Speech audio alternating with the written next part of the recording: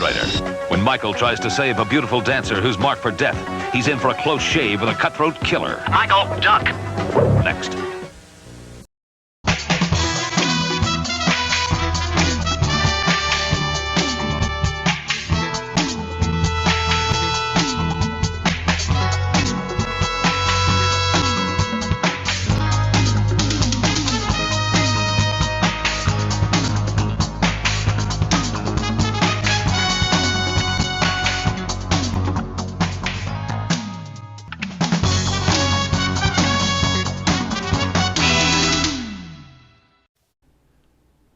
Production 58607, Dead of Night.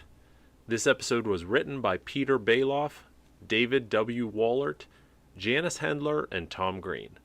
It was directed by Bernard L. Kowalski. This episode originally aired on NBC Sunday night, 8 p.m. on December 2nd, 1984. It was the 50th episode to air, but the 51st episode to be produced. The synopsis reads as follows. After a dancer is killed by an exotic poison, Michael's investigation leads him to a botanist and the deadly serum. How do you like that? All right, let's go ahead and get started. So we start with a nice opening montage of the Venice Beach area, which is where this episode takes place. And all this footage you see here is all stock footage. It wasn't filmed specifically for Knight Rider. But let's just take a moment and point out this awesome guy right here catching the Frisbee between his knees. I remember every time I see that episode, I always notice, because it's front and center, I think, that's some skills right there. All right.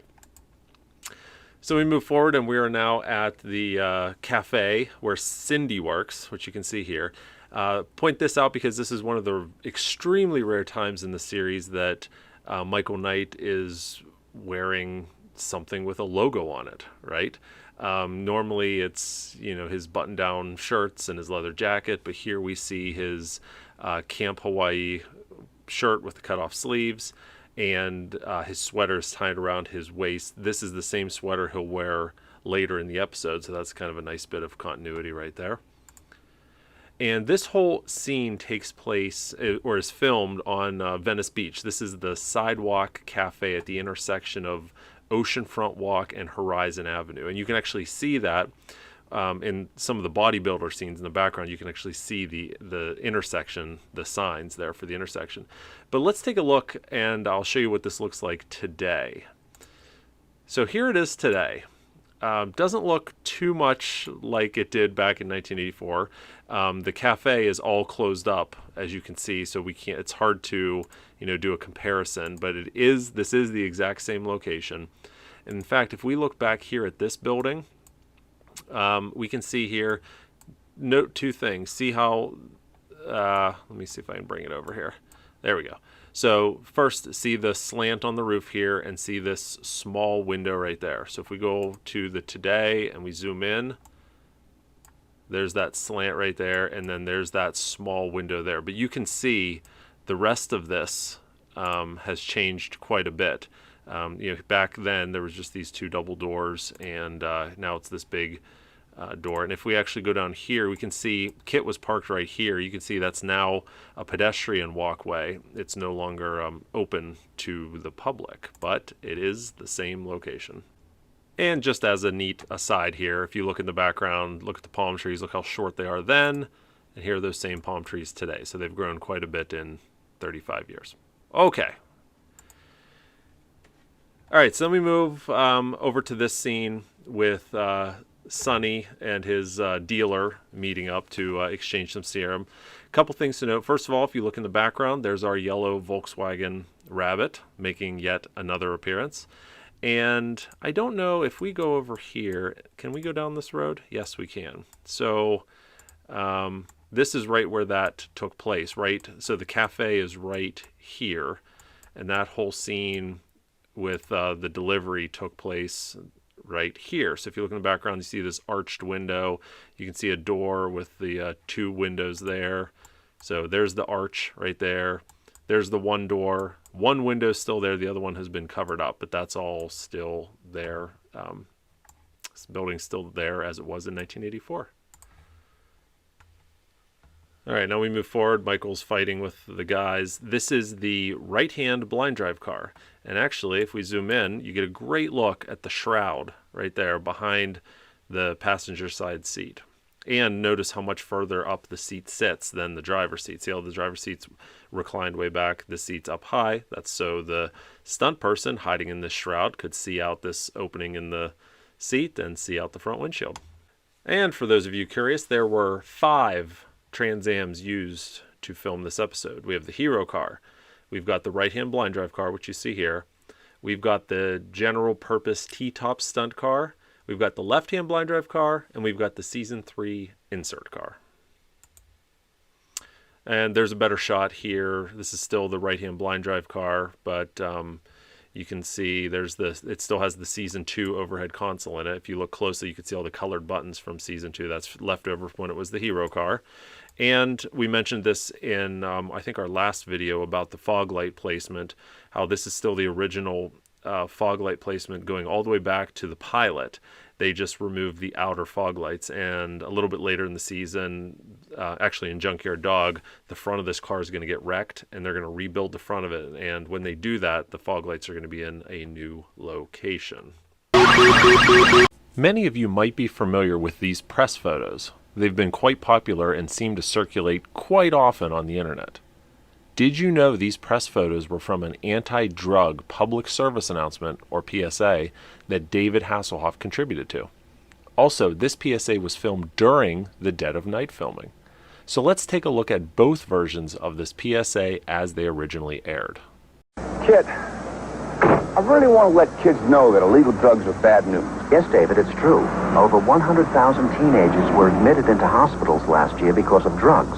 Yeah, but I'm talking about kids' futures. Did you know that marijuana can affect a person's physical and sexual growth? Yes, that's quite accurate. In a laboratory test, female animals treated with the active component in marijuana experienced a 44% death rate among their offspring. This is much more important than facts and figures. What kids should know is that marijuana has got more cancer-causing agents than tobacco, and a lot of young kids use drugs on a daily basis. Actually, Michael, the fact is that 1 in 18 high school seniors smokes marijuana daily, and then there are the occasional users which account for... Get this through your CPU. They don't care about statistics. You know, you're right. I've got it. Just tell them illegal drugs are bad, so don't mess with them. Illegal drugs are bad news. Don't mess with them. Drugs. The only way to stop abusing them is to stop using them. The bottom line is stay away from drugs, but do it because you care about yourself. I've got it. Just tell them illegal drugs are bad, so don't mess with them. Illegal drugs are bad news. Don't mess with them. I just want to shake some sense into you kids that are using drugs and think about using. So remember, don't, or else. The scene transitions, and we're now at Flag headquarters. This is, once again, stock footage. At this point in the series, there are no more episodes where they actually film at Arden Villa, which is where the Flag building was and still is located. So what you're seeing here is actually reused footage from one of the previous episodes. Can't tell you for sure whether it's Brother's Keeper or A Knight in Shining Armor or Goliath Returns. My guess is it's probably from Brother's Keeper. They seem to do a lot of the stock footage filming for that episode. Oddly enough, this right-hand blind drive car is this car back when it was the hero car. So it's the exact same car, just different season and different purpose. And here's what I was saying. So now Michael's wearing the sweatshirt that he had tied around his waist earlier. So this is kind of an interesting scene. So what you're looking at here, this was actually reused footage. Well, I shouldn't say reused. I don't think this ever appeared in a season 1 episode, but this footage was filmed for season 1. And what's really cool is this is one of only 2 times in the entire series where you see Kitt's front turn signal working. So if you watch this scene, he turns around this bend and you can actually see the turn signal blinking. The other time is there's a scene in Trust Doesn't Rust where we see Kitt coming around a bend and he has his turn signal on, but the scanner isn't on in that scene, I don't believe. So this easily tells us this is from season 1 because this front bumper obviously has the acrylic covers, the smoked acrylic covers over the turn signals, as opposed to the season 2 and up style where that's covered up. So that tells you this has to be filmed in season 1. But yeah, one of only 2 appearances of the front turn signal in KITT in the entire series. All right, so let's take a moment and talk about Michael's old granny shoes here. I don't know what he was thinking. You know, in season 2, he wore Nikes a lot. I don't know what these things are, but I don't know. They look like they're from the 1800s. Can any of you guys, any shoe aficionados, you want to try and identify what those are? Those are pretty bad for a crime fighter. All right. Okay, so Michael ends up at Sonny's warehouse, and he runs into Rosemary. So Rosemary is played by David Hasselhoff's sister, Jean. This is the only appearance of one of David's siblings in the entire series. In Voodoo Night, the final episode, there's a cameo by Hasselhoff's father, Joe Hasselhoff. But here is Rosemary's, Jean Hasselhoff's one and only appearance in the series. And we go into her office, and if you look underneath the blinds here, you'll see one of the Universal Studios, aka Comtron trailers. One of the Universal Studios crew transport trailers is right here. And you can even see that they have the steps down in it to get up in, and it might have been for wardrobe or props or whatever, but this is one of the Comtron trailers right there. All right, so then Michael hears Sonny leaving, and he jumps in KITT, and this is the hero car. But a couple of interesting things I wanted to point out to you, since we get this unique angle with the door open. So first of all, if you look under here, you see a bunch of ribbon cables, rainbow-colored ribbon cables. This is all in how they connected the electronics of the dash. So you see a bunch of ribbon cables under here. We see this guy right here. This is a locking hood release. So this was not a factory option in any Trans Am. This is actually from another vintage vehicle, but the story goes that there were issues with unauthorized people getting under KITT's hood, stealing scanners, doing different things like that. So on almost all of the original Knight Rider cars, they would install these locking hood releases, so people couldn't get in the hood unless they had the key. That's what you're seeing there.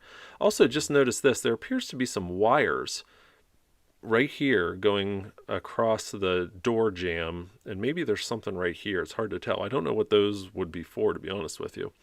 But look right here. You see this right here and this toggle switch?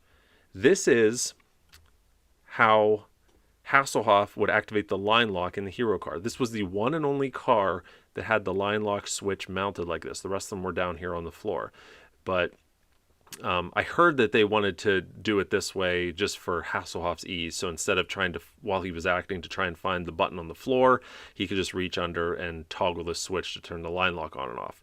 So that's what you're looking at there. This car still has that line lock switch to this day. That exact one right there. It was, even though the car had been gone through and changed out a little bit, that switch remains.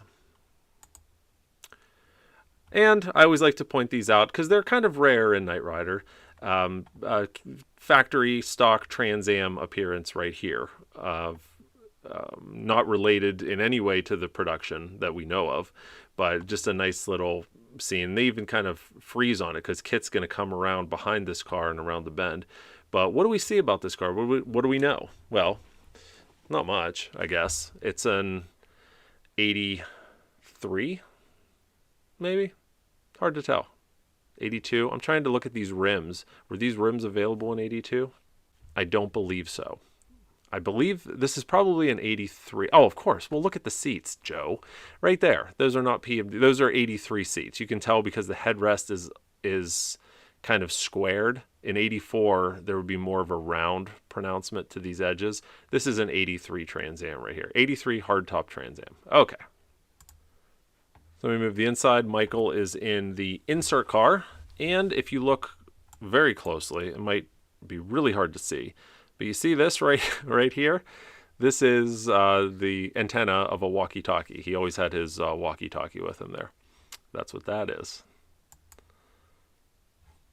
All right, I believe This is, Michael's microjamming the van full of the chemicals, and we see the close-up of the wheel stopping and skidding. I believe this is reused footage from the Rotten Apples. Whenever the Bad Apples van is out of control, Michael microjams it, and it locks up. I think this is footage reused from that. And we get another appearance by the yellow Volkswagen Rabbit. And what's really cool is we actually see someone driving it right here. I racked my brain trying to figure out, is this someone on the Knight Rider crew and that's actually their vehicle? I don't know. I don't recognize his face from all the vintage pictures we have in the day. That doesn't mean it's not a Knight Rider crew member. So maybe if someone out there who's watching this video worked on Knight Rider, maybe you could tell me, do you recognize this guy? Because it'd be really cool to be able to say whose yellow Volkswagen Rabbit this was that appears all throughout season 2 and 3. So we're back with Arnold, the bodybuilder, and you get this neat perspective shot of inside the hero car right here. And the only reason I point that out is to show you some of the wear that this car already has. Just a few episodes into season 3, and I don't know how much wear it is and how much you can see, but there is an imperfection in the dash right here. But look at the area right here where the voice box mates to the dash, and this is a common problem with replicas to this day, is getting this smooth so there's, over time there's no stress cracks or anything. But even back then, look at this, because this is aluminum. This voice box piece is aluminum, this is fiberglass, and they would always have problems getting these to marry up properly. So what you're seeing here, there's a crack right there, the seam between the voice box and the dash. Okay, so another interesting thing about this episode is the insert dash. And we mentioned this in a previous episode as well, but the insert dash in this episode has these colored acrylic or colored gels over all of the LEDs. And you can see it even on the normal Auto and Pursuit, which is kind of rare. There's not many episodes where you see that these have colored gels on them. For the most part, they might have colored gels on the Speedo and TAC and the other boards, but the normal Auto Pursuit usually do not have colored gels on them. But they do for some scenes in this episode, and other scenes they do not. All right, so now we've got KITT, for some reason, printing out a hard copy on Paul Renard's face. This is, of course, the insert dash. And let's take a look here and see what we see on the pods, because this is always kind of interesting. So if we zoom in, we got boost 1 and boost 2, which is normal. These are blank still. Radar, manual override, polyphonic synthesizer, range. Polyphonic synthesizer, I'm trying to think. I know we see that in season 4. Do we see it much in season 3? I mean, there's the button, but I don't know if it's ever used in season 3. I'll have to go back and look. Turbo boost, eject, right, auto door right. This is actually a button that should not exist because the auto door is actually on a separate panel that they use for close-up shots, which we talked about before. X-ray grappling hook, and doesn't look like there's anything right there. Okay, yeah, and see, then we pull out here, and I guess there's nothing exciting to report back here. He's driving 55. This LED right here, this digit is out. Okay. And by the way, this is not Hasselhoff. This is part of the insert crew. There's someone on the insert crew. This is their hands. All right, so this is neat in how deadly it is. This is Sonny's razor-bladed Frisbee. And clearly the Frisbee had to have been made of metal, because they welded on all of these razor blades. This would be pretty deadly. This is probably a pretty deadly prop, assuming these are real razor blades, but they probably aren't. They're probably fake and they're not sharp on the end. But still, that's quite an impressive prop there. And especially here. Oh, you know what? I just noticed that. Are they angled? See, you look at it here, and it doesn't look like the razor blades are angled, but then here they are angled. Interesting. Again, not Hasselhoff. You can tell by the chin that this is, I don't know, Jay Leno, some other guy. And then look at the watch here. Once again, not the Comlink. This is some bizarre watch here. Can any of you guys identify what watch this is? That'd be kind of neat to see. All right. All right, so now we're at the left-hand blind drive car. And once again, takes place all in that same location where Michael busted the deal, the brokerage between Sonny and the dealer at the beginning of the episode. You can see there's that same archway. So here's the left-hand blind drive car. The easiest way to tell at this point in the series is, first of all, you can see the fatter driver's seat. But if you look at the overhead, you see how the overhead it comes to points here, and then it kind of curves down, and then you can see some of the headliner behind it. If you see that, it's the left-hand blind drive car. And also, there's a mysterious box right here on, I think it's only on the driver's side. And we'll see it even more prominently in Night by a Nose. But there's a box here for a number of episodes on this car. I'm not sure what it is. I don't think it has anything to do with the scanner, but I could be wrong. Usually they don't mount those electronics right there. They're usually under the hood. All right, so let me switch to this scene, and now this is the right-hand blind drive car. And just like we mentioned way back in the Ice Bandits, this is one of those times where they were taking advantage of the fact that they could have the car blind driven to Hasselhoff. Hasselhoff could get in, drive away without cutting the scene, and that's exactly what they did here. It's very rare in the series that they did that, but they did it here. So you see KITT driving up driverless, Hasselhoff gets in, closes the door, and drives off all without cutting the scene. Makes for a neat effect. All right, so let me move to here. This is that T-top stunt car that we talked about before, and you can see the tan A-pillars, which we first saw back in the beginning of season 3, but this T-top stunt car would be around for quite a while in the series. And then we move forward. Still that same T-top stunt car. There's the tan A-pillars, but pointing this out because the scanner's off, which in season 1, that was a common occurrence. But by season 3, it was actually in their writer's Bible that they were to have the scanner on at all times. And apparently it was just an oversight here, but it does look weird in season 3 to see KITT driving around without his scanner on. All right, so we have this great scene. I think this is Andy Gill. That looks like Andy doing the motorcycle stunt into the dumpster right there. Okay, so now we move up. This is the hero car. Michael's pulling up because he found out that Cindy's orange juice was poisoned. He's going to rescue her. He pulls up here and gets out. So on all of the current releases of this episode, the music is missing. And it makes for a very bizarre scene because Michael's pulling up, Cindy's dancing, but there is absolutely no music playing. You just hear her like moving around and there's no music, and it's just very strange. And the reason for that is because during this scene in the original NBC broadcast, they were playing a cover version of When Doves Cry by Prince. Whenever the show, this happened in the mid-2000s when it was coming on DVD, Prince, he apparently refused to grant access to Knight Rider to be able to play any of his songs. So in this episode, in season 2's White Line Warriors, Prince's songs are not there. They've been replaced. Now in White Line Warriors, they're replaced with generic music. But for this scene, for some reason, it was just replaced with silence. And there's also a scene at the very end of this episode where Cindy is dancing, and it was supposed to be Prince as well. So let's take a moment. We're going to compare the original NBC broadcast with the current, the DVD and the Blu-ray and all that, so you can see the difference and see how kind of bizarre it is.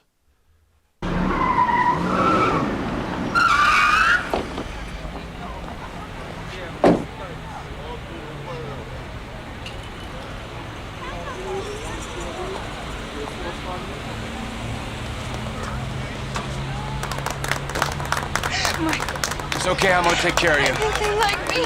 I think they really do. They don't like you, they had to love you. Come on, babe. Why do we scream at each other? This is what it sounds like when doves cry.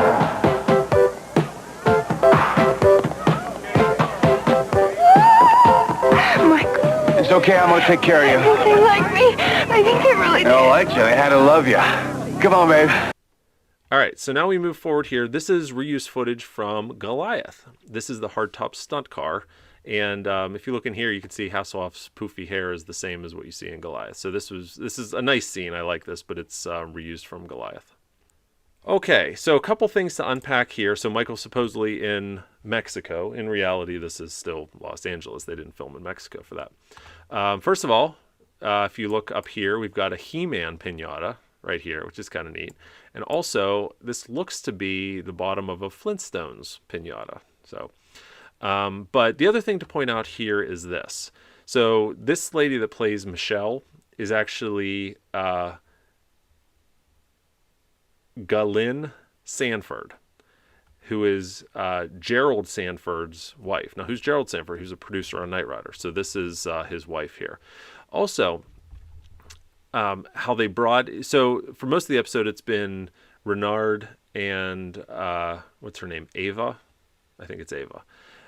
It's been the two of them. But now when they get to Mexico, they meet up with these two, which is... Was this Colonel Jennings, I think, and Michelle. And if you notice, this is clearly a blonde wig, right? What they're doing here is they're setting this all up for the climax of this episode so they can rob the footage from the pilot. So she is meant to be dressed up like Tanya Walker from the pilot, and the other characters. So if you remember in the pilot, the ending scene where the plane explodes, which, spoiler alert, they're going to reuse all that footage here in this episode. They do that. They have these characters dressed this way for continuity's sake, so they can splice that footage in with the least amount of disruption, I guess, to the viewer. And you get this awesome scene. I don't point it out for any special reason other than it's really cool. This was also filmed in season 1. It gives you kind of vibes of the opening intro, and it might have even been filmed right around the same time as the opening intro. All right, so then Michael's poisoned. He's driving to the airport, and they don't even bother changing the name of the airport. This Millston Airport sign is the name of the airport from the pilot, and they put it in here in this episode as well. So Michael is going back to the original airport from the pilot. And here, this is where they intercut different scenes. You can tell this is from the pilot. Number one reason is because Kitt's headlights are open. And by season 3 in Knight Rider, headlights really aren't open anymore. They use the fog lights exclusively. So it intercuts scenes from the pilot like this with scenes like this, which were filmed specifically for Dead of Night. So you can just see the difference in how different Kitt looks there versus here. This is the season 3 look right there. This plane, interestingly, is the same one from the pilot. They brought it back to film Dead of Night. So I guess they did what they could in terms of continuity. If they knew they had to reuse the footage from Dead of Night, at least they were able to get that exact same plane back. So, they're not splicing in some awkward different plane. But then you switch to here, and this is right before they hit the wing of the plane. You could see the pilot dash right here with the square Chaffee voice box and the season 1-2 dash. And then we move to here, and this is the footage from the pilot. But you can see how they wanted to splice in the characters. Although this is interesting. Look at this. So in the pilot, there's Tanya Walker, but then there's 3 guys here, right? But in Dead of Night, there were 2 guys and 2 girls. So, again, maybe we weren't meant to look at it that closely, but all right. And then this is the final scene in the episode. This is filmed, I believe, right across the street from Universal Studios. In fact, this building back here, I'm pretty sure was the Universal Park Apartments, which has been demolished. It was demolished many years ago. But I think this is the same building they used in Diamonds Aren't a Girl's Best Friend for Lauren's apartment building. We also see it in Kidnap for Karen's apartment building. And it was used in the opening intro of Charles in Charge. But this is the other scene I was talking about where music's playing over the Ghetto Blaster. And it was supposed to be Prince, but it's not in subsequent releases. So let's take a listen to that.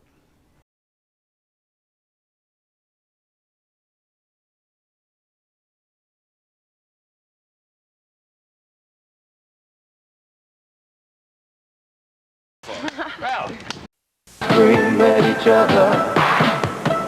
This is what it sounds like when doves cry. Woo! Okay, guys. Well, that's it for Dead of Night. Hope you enjoyed it. Next time, we're going to be talking about an episode that is very, very near and dear to my heart, Lost Night. And I'm not going to give it away now, but Lost Night had an extremely pivotal role in my becoming the Knight Rider, one of the Knight Rider historians, 35 years later. So I'll leave it at that, but we'll go over that when we get to Lost Night. As always, thanks for watching, guys. Appreciate it. We'll talk to you next time.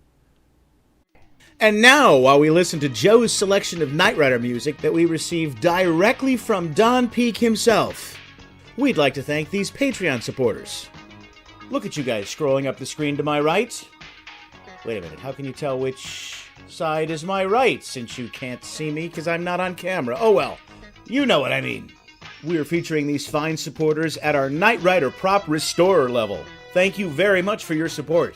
And for those of you at the Knight Rider History Hunter level, we're recognizing you right now in the description.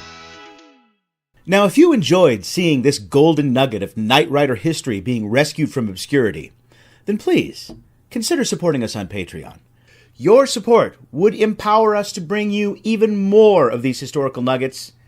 We are the Knight Rider Historians. Till next time, take care, everybody. Bye-bye.